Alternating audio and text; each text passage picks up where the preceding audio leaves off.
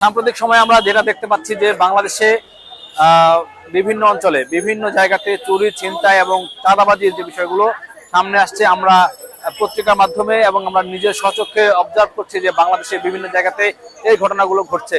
এখন আইন শৃঙ্খলা বাহিনী যে আছে আমাদের, সেই আইন শৃঙ্খলা বাহিনী তারা যে একটা ফ্যাসিবাদী ব্যবস্থা ছিল সেই ব্যবস্থাটাকে বজায় রাখতে চায়। তাদের মনোভাব আমরা সেটাই দেখতে পাচ্ছি যে তারা শুধুমাত্র সিস্টেমের আগে যেটা ছিল সেটার প্রতিস্থাপন করেছে অন্য মানুষদের দিয়ে, কিন্তু সেই যে সিস্টেমটা ছিল সেটা তারা পরিবর্তন করতে চাচ্ছে না, বা তারা এই ব্যাপারে রাষ্ট্রকে সহযোগিতা করতে চাচ্ছে না।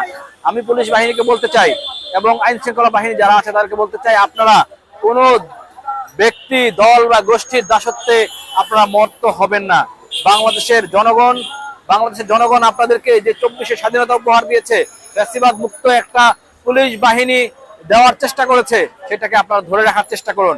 আমরা ক্ষমা সুন্দর দৃষ্টিতে দেখেছি পুলিশের যারা আমাদের গণহত্যায় অংশগ্রহণ করেছিল, তাদের অনেককে এখনো ধরা হয় না, আমরা সেটার ব্যাপারেও তৎপর আছি। কিন্তু যারা সরাসরি গণহত্যায় ছিল না তাদেরকে আমি আহ্বান জানাবো, আপনারা কোনো ব্যক্তি গোষ্ঠীর দ্বারা প্রলোভিত হয়ে বা তাদের দাসত্ব বরণ করবেন না।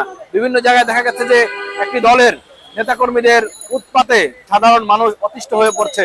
বিভিন্ন জায়গা থেকে এই তথ্যগুলো আমাদের কাছে আসছে, অভিযোগ আসছে, সাধারণ নাগরিকরা অভিযোগ করছেন যে এই দলের নেতাকর্মীরা বিভিন্ন চাঁদাবাজি, ছিনতাই এবং অন্যান্য অপকর্মে লিপ্ত হয়েছে। পুলিশও তাদেরকে সহযোগিতা করছে, পুলিশ তাদেরকে কোনোভাবেই দমন করছে না।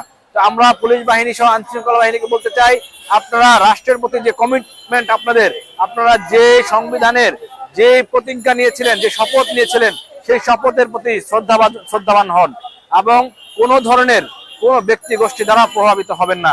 আপনাদের হাতে আমরা আমাদের দেশের আইন শৃঙ্খলাকে অর্পণ করেছি, সেই দায়িত্বটা আপনারা সঠিকভাবে পালন করেন। বাংলাদেশটাকে সুন্দর রাষ্ট্র গঠনে আপনারা সহযোগিতা করেন।